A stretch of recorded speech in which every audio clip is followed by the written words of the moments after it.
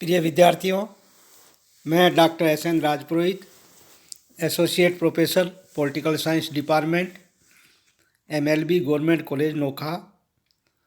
जैसा कि हम ऑनलाइन लेसन के माध्यम से BA part first political science subject में आपको निरंतर विभिन्न विषयों के बारे में जानकारी प्रदान कर रहे थे,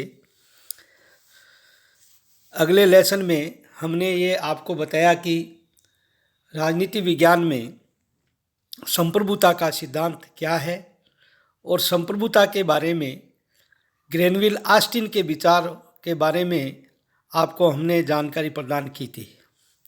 इसी क्रम में आज हम संप्रभुता के बहुलवादी सिद्धांत का, या जिसे हम द्वैतवादी सिद्धांत भी कहते हैं, उसके बारे में आप सभी विद्यार्थियों को जानकारी प्रदान करेंगे। विद्यार्थियों, संप्रभुता के एकलवादी सिद्धांत का विरोध बहुलवादियों द्वारा किया गया।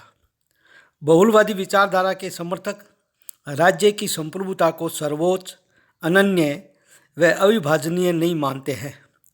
उन्होंने ऑस्टिन के एकत्ववादी सिद्धांत के विरुद्ध प्रतिक्रिया व्यक्त की।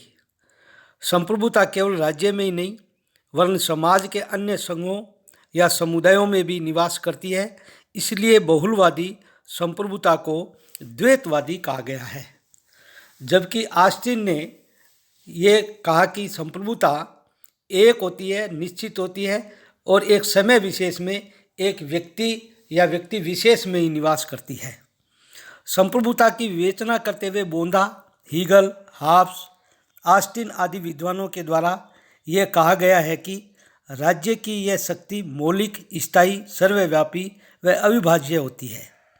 इस संप्रभुता के विरुद्ध जिस विचारधारा का उदय हुआ उसे हम बहुलवादी संप्रभुता का सिद्धांत कहते हैं। अब हम बहुलवादी संप्रभुता का तात्पर्य क्या होता है उसके बारे में आप सभी विद्यार्थियों को जानकारी प्रदान करेंगे। बहुलवादी विचारधारा के अनुसार राज्य सर्वोच्च व संप्रभु संस्था नहीं है।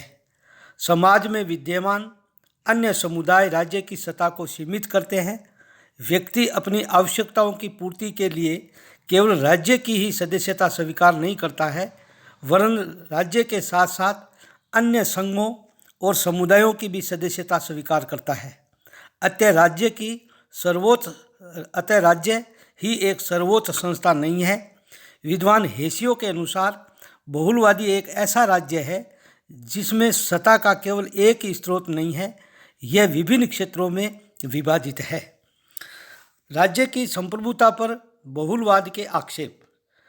संप्रभुता का बहुलवादी सिद्धांत का प्रतिपादन गियर्क, मैटलैंड, फिंगिस, डिग्विट, बार्कर एवं जी.डी.एच. कोल जैसे विद्वानों द्वारा किया गया है। इस प्रकार से बहुलवादी विचारक ऐदवादी सिद्धांत को कूड़ा करकट समझकर राजनीति विज्ञान से बाहर फेंक देना चाहते हैं। वे राज्य को अन्य समुदायों के समान ही दर्जा देना चाहते हैं। संप्रभुता राज्य में निवास न करके अन्य समुदायों में भी निवास करती है। बहुलवादी विचारधारा के अनुसार मनुष्य की आवश्यकताएं बहुमुखी होती है तथा इन सभी आवश्यकताओं की पूर्ति हेतु व्यक्ति विभिन्न सामाजिक, वैज्ञानिक, सांस्कृतिक, धार्मिक तथा आर्थिक अनेक प्रकार के संघों या समुदायों का निर्माण करता है। परंतु यदि राज्य को संप्रभु, सर्वोच्च, अविभाज्य और निरंकुश कहा जाता है तो राज्य अन्य समुदायों से श्रेष्ठ होता है। यहाँ राज्य की श्रेष्ठता से संघों का विकास रुक जाता है एवं व्यक्ति अपना सर्वांगीण विकास नहीं कर पाता है। व्यवहार में भी अन्य समुदाय राज्य से पहले ही उत्पन्न हो गए थे, राज्य से भी महत्वपूर्ण एवं शक्तिशाली रहे हैं। अनेक बार राज्यों को अन्य समुदायों के सामने झुकना पड़ा है। उदाहरण के तौर पर प्रथम विश्व युद्ध में वेल्स राज्य में श्रमिक संगठनों द्वारा इस बात के लिए ब्रिटिश सरकार को बाध्य कर दिया कि वह अपने शस्त्र अधिनियम को वापस ले ले। इस प्रकार राज्य एक संप्रभु समुदाय न होकर वह भी अन्य समुदायों के समान ही है। दूसरा जो बहुलवादी तर्क देते हैं वो ऐतिहासिक आधार पर तर्क देते हुए कहते हैं कि बहुलवादी विचारकों के अनुसार इतिहास में संप्रभुता सर्वोच्च व निरंकुश साबित नहीं होती। इतिहास ये दर्शाता है कि संप्रभुता प्राचीन काल में राज्य के साथ साथ अन्य समाज में भी विद्यमान थी। मध्य युग में राज्य की सर्वोच्च सत्ता पर धार्मिक नियंत्रण स्थापित थे। प्राचीन काल में भारत में धर्म का स्थान राजा की आज्ञा से भी सर्वोच्च होता था। अरस्तु ने भी राज्य को कानून से सर्वोच्च नहीं माना है। परंपरागत राजा धर्म, परंपरा एवं रूढ़ियों का पालन करते थे। अतः ऐतिहासिक दृष्टि से यह कहा जा सकता है कि संप्रभुता का सिद्धांत राज्य में आवश्यक नहीं है। कानून की सर्वोच्चता के आधार पर ऑस्टिन एवं अन्य एकलवादी सिद्धांत के समर्थक विचारक ये मानते हैं कि कानून का स्रोत केवल राज्य होता है या संप्रभु के आदेश या इच्छा ही कानून है, परंतु कानून के अन्य स्रोत भी होते हैं। राज्य कानून को केवल मूर्त रूप प्रदान करता है। कौटिल्य ने भी अर्थशास्त्र में ये लिखा है कि राजा कानून का एकमात्र स्रोत न होकर प्राचीन काल में रूढ़ियाँ, धर्मशास्त्रों और परंपराओं का कौटिल्य ने भी राजा के कानून बनाने की सर्वोच्च शक्ति पर नियंत्रण स्थापित किए हैं। अंतर्राष्ट्रीय आधार पर यदि देखें तो बहुलवादी विचारक राज्य की एकलवादी विचारधारा पर प्रहार करते हुए कहते हैं कि बाह्य संप्रभुता का सिद्धांत काल्पनिक व मिथ्या है। बाह्य संप्रभुता के संदर्भ में अंतर्राष्ट्रीय कानूनों, संधियों व समझौतों के परिणाम स्वरूप कोई भी राज्य संप्रभु नहीं है। वर्तमान में एक राज्य को अंतर्राष्ट्रीय कानूनों के अंतर्गत अंतर्राष्ट्रीय न्यायालय, संयुक्त राष्ट्र संघ जैसे संगठनों के निर्णय मानने पड़ते हैं। अतः अंतर्राष्ट्रीय दृष्टि से भी राज्य एक सर्वोच्च सत्ता नहीं है और राज्य की शक्ति पर अंतर्राष्ट्रीय कानून, परंपराएं, अंतर्राष्ट्रीय न्यायालय और संयुक्त राष्ट्र संघ जैसी संस्थाओं का नियंत्रण होता है। अब हम बहुलवादी संप्रभुता के मुख्य सिद्धांत या लक्षणों के बारे में यहाँ चर्चा करेंगे। बहुलवाद का तात्पर्य साधारण भाषा में बोला जाए तो एक स्थान पर अनेक की प्रतिष्ठा ही बहुलवाद है। बहुलवादी राज्य के प्रभुत्ववादी सर्वोच्च सत्ता के स्थान पर राज्य के समकक्ष अनेक समुदायों के अस्तित्व को भी स्वीकार करते हैं। इस प्रकार समाज का स्वरूप एकात्मक न होकर संघात्मक होना चाहिए।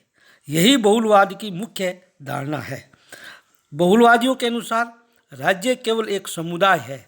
ऑस्टिन एवं हीगल के जैसे ही बहुलवादी राज्य को सर्वव्यापी, सर्वशक्तिमान व नैतिक संस्था नहीं मानते हैं। इनके मतानुसार राज्य अन्य समुदायों की भांति एक समुदाय मात्र ही है। राज्य का कार्य व्यक्ति के राजनीतिक पहलू तक ही सीमित है। इसी कारण बहुलवादी राज्य के अतिरिक्त अन्य समुदायों का भी अस्तित्व बनाए रखना चाहते हैं। बहुलवादी राज्य की शक्ति को भी सीमित बनाए रखना चाहते हैं ताकि व्यक्ति राज्य के साथ साथ अन्य समुदायों से भी अपने व्यक्तित्व का सर्वांगीण विकास कर सके। दूसरी विशेषता है बहुलवादी राज्य व समाज को भिन्न संस्था मानते हैं। बहुलवादी राज्य व समाज को एक नहीं मानते। बहुलवादियों के अनुसार राज्य की अपेक्षा समाज व्यापक संगठन है। राज्य समाज का ही एक अंग मात्र है जो अपने उद्देश्य व कार्य क्षेत्र की दृष्टि से समाज का सहभागी मात्र है। बहुलवादी सीमित राज्य सत्ता में विश्वास करते हैं। बहुलवादी ऑस्टिन के निरंकुश या असीमित संप्रभुता के सिद्धांत में विश्वास नहीं करते। यह विचारधारा आंतरिक व बाह्य दृष्टि से संप्रभुता को सीमित करती है। बहुलवादियों के अनुसार आंतरिक संप्रभुता अपनी प्रकृति एवं समुदायों से सीमित है तथा बाह्य संप्रभुता को अंतर्राष्ट्रीय कानूनों से सीमित मानते हैं। चौथी विशेषता है बहुलवाद विकेंद्रीकरण में विश्वास करता है। बहुलवादी विचारधारा केंद्रित राज्य की सत्ता में विश्वास नहीं करता है। स्थानीय समस्याओं का समाधान केंद्रीयकरण से नहीं अपितु विकेंद्रीकरण से ही संभव है। अतः बहुलवादियों के अनुसार राज्य को अपनी शक्तियों को अन्य समुदायों में विभाजित कर देना चाहिए या सत्ता का विकेंद्रीकरण होना चाहिए। बहुलवादी लोकतंत्र व व्यावसायिक प्रतिनिधित्व में यकीन करता है। बहुलवादी विचारक राज्य में वर्तमान स्वरूप के विरोधी नहीं है, लेकिन यह विचारधारा अपने उद्देश्य की पूर्ति के लिए अहिंसात्मक साधनों के प्रयोग पर बल देती है। इनका विचार एक ऐसी शासन व्यवस्था से है जिसमें शासन व्यवस्था का संगठन नीचे से ऊपर की ओर चलता हो। अब हम बहुलवाद की आलोचनाएं करेंगे। संप्रभुता के बहुलवादी विचारकों की अनेक आधारों पर आलोचना की जाती है, जिसने संक्षेप में निम्नलिखित रूप में प्रस्तुत किया जा सकता है। अराजकतावादी विचारधारा। बहुलवादी विचारधारा की आलोचना का सबसे प्रमुख आधार यह है कि यदि प्रत्येक समुदाय को राज्य के समान मान लिया जाए तो समाज में कानूनहीन स्थिति उत्पन्न हो जाएगी और समाज अराजक बन जाएगा। सभी समुदाय समान स्तर के नहीं होते हैं। बहुलवादी विचारधारा के विरुद्ध एक तर्क यह भी है कि इसमें सभी समुदायों को राज्य के समान माना गया है। वर्तमान में राज्य संस्था के अपने विशेष कार्यों के कारण उसकी स्थिति अन्य समुदायों से भिन्न होती है। संप्रभुता के निरंकुश संप्रभु का तर्क गलत। बहुलवाद की आलोचना का एक तथ्य यह भी है कि राज्य एक निरंकुश संप्रभु सत्ता होती है। बहुलवादी व्यवस्था में व्यक्ति की स्वतंत्रता का अंत। बहुलवादियों का यह मूल मत है कि राज्य का नियंत्रण कम करने से व्यक्ति के व्यक्तित्व का सर्वांगीण विकास होगा। यदि समुदायों के हाथ में सत्ता आ गई तो वे राज्य से भी ज़्यादा अत्याचारी हो सकते हैं। अब हम बहुलवादी सिद्धांत का संक्षेप में महत्व बताएंगे। बहुलवाद का राजनीतिक जगत में एक अलग स्थान है। बहुलवाद का मुख्य उद्देश्य राज्य के निरंकुश कार्यक्षेत्र को सीमित करना है। वे इस माध्यम से मानव को अधिक स्वतंत्रता प्रदान करना चाहते हैं। यहीं बहुलवादी सिद्धांत का चैप्टर समाप्त होता है। विद्यार्थियों से मेरा निवेदन कि इस ऑनलाइन वीडियो को ज़्यादा से ज़्यादा सब्सक्राइब और शेयर अवश्य करें तथा अपने सुझाव व्हाट्सएप के माध्यम से मुझे अवगत कराएं। जय हिंद, जय भारत।